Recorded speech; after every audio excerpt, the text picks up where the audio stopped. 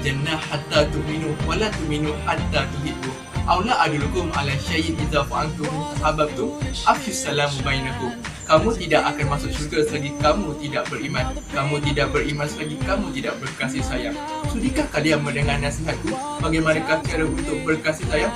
Ulurkan salam di antara kamu. Assalamualaikum warahmatullahi wabarakatuh.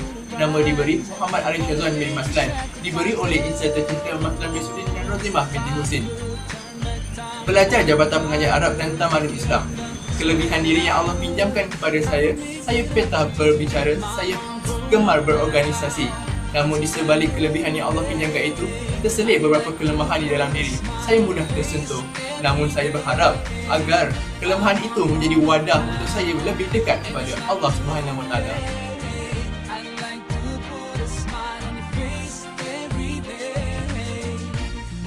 Bismillahirrahmanirrahim. Alhamdulillahirabbil alamin. Wassalatu wassalamu ala asyrafil anbiya'i wal mursalin wa ala alihi wa sahbihi ajma'in. Rabbi shrah li sadri wa yassir li amri wahlul 'uqdatam min lisani yafqahu qawli. Assalamualaikum warahmatullahi wabarakatuh kepada sahabat-sahabat sekalian. Lebih dahulu saya ucapkan terima kasih kerana sudi kita duduk bersama untuk mendengar perkongsian saya pada hari ini.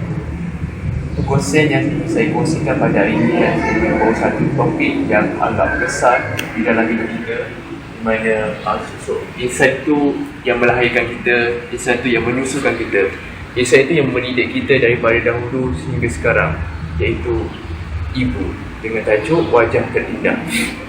Okay. Sebelum tu saya tanya Azam, masih ada wajah terindah? Alhamdulillah. Haziq, masih ada wajah terindah? Alhamdulillah. Okey, saya nak mulakan perkongsian saya pada hari ini dengan sebuah sajak yang saya jumpa, saya selalu dengar sebagai peringatan pada diri saya sendiri. Sajak dia berbunyi, orang kata aku lahir dari perut ibu, bila dahaga yang susukan aku ibu, bila lapar yang suapkan aku ibu, bila keseorangan yang temankan aku ibu. Kata ibu, perkataan pertama yang aku sebut ibu. Bila bangun tidur, aku cari ibu. Bila nangis, yang tenangkan aku ibu. Bila bermanja, aku dekati ibu. Dulu, ibu kata, bila kamu dah berjaya, bolehkah kamu kirimkan wang kepada ibu? Ibu bukan nak banyak, RM50 sebulan pun cukup. Berderai air mata ibu. Hari ini, kalau aku nak bagi 500 sebulan pun aku mampu. Aku boleh kirimkan. Tapi ibu dah tiada. Usahakan RM50, 50 sen pun aku tak mampu kirimkan. Yang aku mampu hanyalah menyedekahkan Al-Fatihah kepadanya. Kita mulakan perkongsian kita pada hari ini dengan sedekahkanlah Al-Fatihah kepada ibu-ibu kita yang masih ada dan juga yang masih ada. Semoga sepanjang perjalanan hidupnya diberkati Allah SWT. Al-Fatihah.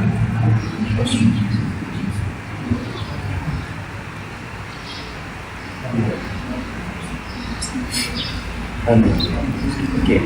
Pada hari ini saya ingin kongsikan bagaimana peranan seorang anak itu terhadap ibu. Apa peranan terhadap ibu? Jadi saya gariskan tiga peranan utama, iaitu yang pertama, doakan ibu bapa, kedua, berbakti kepada ibu bapa, dan yang ketiga, menjaga perasaan ibu bapa. Kita pergi kepada yang pertama, iaitu mendoakan ibu bapa. Jika kita lihat dalam kehidupan keseharian kita, kita sedar tak tentang kejayaan yang kita perolehi sampai hari ini?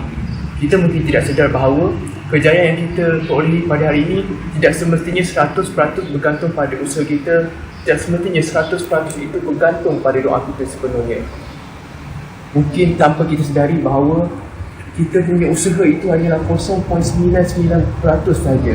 Yang selebihnya 99% itu mungkin selebihnya adalah doa daripada ibu bapa kita, khususnya doa daripada ibu, kerana doa daripada ibu itu jadi hijabnya. Jadi Jikalau ibu itu sentiasa mendoakan kita, ibu itu sentiasa mengingati kita, kenapa kita tidak mengingati ibu bapa kita? Kenapa kita tidak berdoa untuk ibu kita? Firman Allah Subhanahu Wa Taala dalam surah Al-Isra, Rabbi firli wali walidayya warhamhuma kama rabbayani shighara. Jadi kita amalkanlah doa itu sebagai pegangan hidup kita, sebagai doa seharian hidup kita. Setiap hari kita mesti doakan tentang ibu bapa kita. Semoga kehidupan dia penuh dengan dilimpahi nikmat Allah Subhanahu Wa Taala. Ingatlah, sekaya mana pun kita, sehebat mana pun kita, kita hanya ada seorang ibu. Kita mungkin boleh ada ramai kawan, kita mungkin boleh ada lebih daripada seorang isteri, tapi ibu kita hanya satu. Ibu tiada ganti. Jika ibu tiada, hilanglah satu sumber keberkatan daripada hidup kita. Kita tiada doa daripada ibu kita. Jadi sementara ibu ada ini, dan juga walaupun ibu dah tiada, kita kekalkanlah dengan doa kita terhadap ibu bapa kita. Jika kita kaya dengan harta, tapi jika kehidupan kita tidak mendapat keredaan Allah, tidak mendapat keredaan daripada ibu bapa, kita miskin sebenarnya di sisi agama. Kerana rida Allah fi rida al-walidaini. Rida Allah itu terletak pada keredaan ibu bapa. Kita dapat lihat bagaimana Islam itu mengangkat tinggi darjat ibu bapa. Terlebih kepada berbakti kepada kedua ibu bapa. Berbakti kepada ibu bapa ni banyak cara kita boleh buat. Kita bantu mereka. Kita bantu dari segi sumber kewangan jika mereka tergolong daripada golongan yang kurang berkemampuan. Kita bantu daripada fizikal kita, apa yang mereka perlukan. Kalau kita lihat sekarang ni, bila mak kita suruh Arif, tolong angkat baju sekejap. Sekejap mak. Sekejap itu saja dah boleh membawa satu hukum yang sedangkan dalam agama tu suruhan mak ayah, perintah mak ayah selagi tidak melanggar syariat Allah, kita wajib ikut je. Cakap daripada kita wajib patuh suruhan daripada ibu bapa kita. Okey.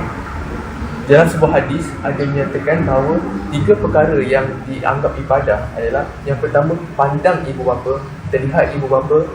Yang kedua melihat Al-Quran. Yang ketiga melihat Baitullah. Dan ada setengah riwayat menyatakan bahawa kita melihat lautan, kerana lautan itu adalah sebagai tanda kekuasaan dan kehebatan Allah Subhanahu Wa Taala. Jika dalam 3 perkara ini adalah daripada segi mata saja, daripada segi penglihatan, kita lihat ibu bapa saja kita dah dapat pahala. Apatah lagi bila kita berbakti kepada ibu bapa kita. Rasulullah SAW juga bersabda yang baru mafhum, sesiapa yang berbuat baik, Allah akan limpahkan kejayaan, Allah akan tingkatkan dan mudahkan urusan dan berkatkan umur. Jadi lihat betapa pentingnya ibu bapa di sisi agama itu sendiri. Okey, dalam sebuah kisah di mana seorang pemuda Syam, dia mendukung ibunya untuk tawaf, dan kebetulan pada dalam sepanjang waktu tawaf itu Ibnu Umar ada di situ di Makam Ibrahim. Dia bertanya kepada Ibnu Umar, aku dah kerahkan usahaku, aku dah kerahkan titik perluku untuk mendukung ibuku untuk tawaf. Adakah dah berbaloi pengorbananku untuk membalas jasa ibuku?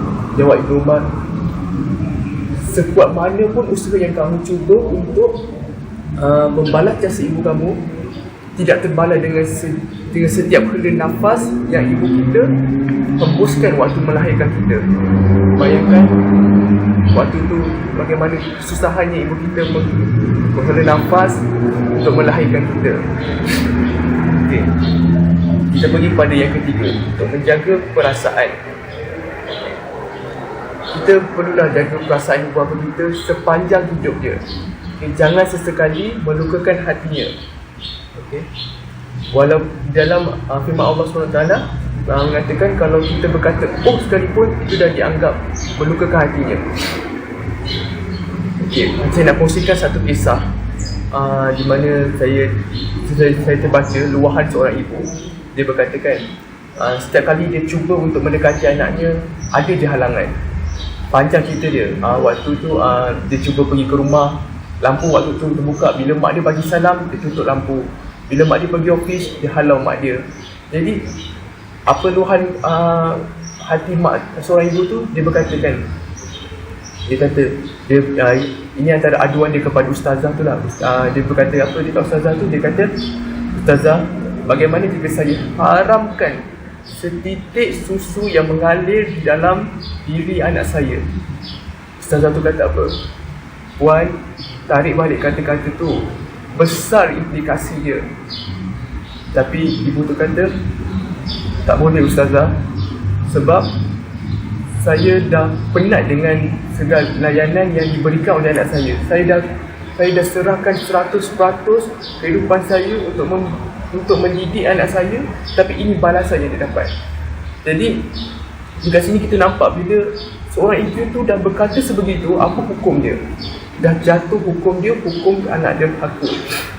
Dan kita lihat bagaimana seorang Maryam, kita tengok dalam Quran, dia mencatatkan bagaimana Maryam tu nak melahirkan Isa, dia bersandar di pokok kurma, nak menunjukkan bagaimana susahnya melahirkan seorang anak.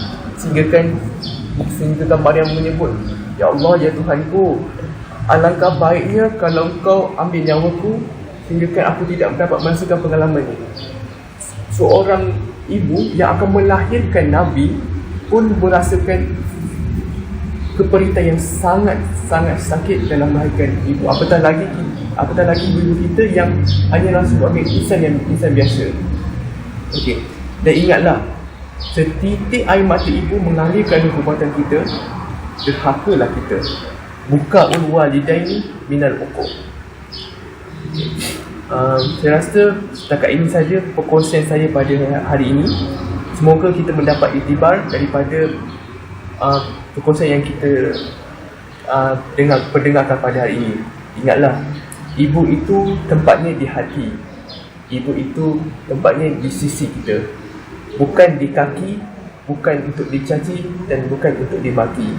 Ingatlah, kehidupan kita bergantung kepada keadaan ibu bapa kita. Jika redha ibu bapa kita, redha Allah pada kita, sempurnalah kehidupan kita menuju ke akhirat. Wabillahi taufiq wal hidayah. Assalamualaikum warahmatullahi wabarakatuh. Oh ibuku.